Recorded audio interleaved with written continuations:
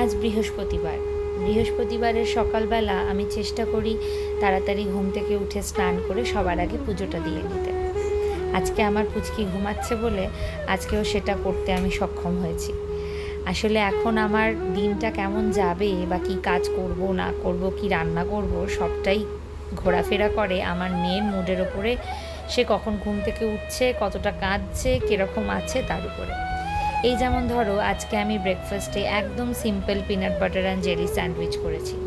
কেন করেছি? কারণ আজকেও ঘুম থেকে উঠে পড়েছে, আর উঠে পড়ার পরেই দেখছি একদম আমাকে ছাড়তে চাইছে না, কান্নাকাটি করছে।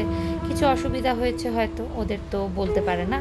তো সেই জন্য এইরকম দিনগুলোতে আমি একদম শর্টকাট ব্রেকফাস্ট করি। কোনো দিন কর্নফ্লেক্স, কোনো দিন ওটস অ্যান্ড স্মুদি।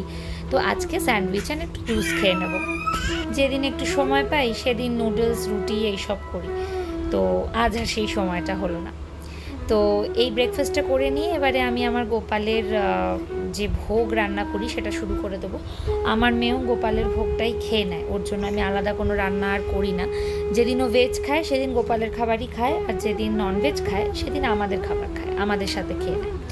তো সেই জন্য গোপালের খিচুড়িতে আমি আলাদা করে কোনো মশলা বা সেরকম কিছু দিই না। ওই একটুখানি হলুদ গুঁড়ো আর একটু একদম রক সল্ট পিঞ্চ একদম দিই। এই সবটাই ডক্টর রেকমেন্ডেড, ডক্টর যেরকম বলেছেন সেইভাবেই এখন করা। তো এই ভোগটা হয়ে গেলে গোপালকে দিয়ে দেবো, এটাই আমার মেয়ে খেয়ে নেবে। নিয়ে তারপরে আবার বাকি দিনচর্যা। মা হওয়ার পর থেকে রেস্ট বা ফ্রি টাইম কী জিনিস সত্যিই বুঝিনি। আর এটাও বুঝি যে সব মায়েদের একই অবস্থা, যারা জয়েন্ট ফ্যামিলিতে থাকে তাদেরও, যারা নিউট্রাল ফ্যামিলিতে থাকে তাদেরও একই অবস্থা। ওয়ার্কিং মাদার হোক বা হোম মেকার হোক, কাজের অন্ত কারোরই নেই।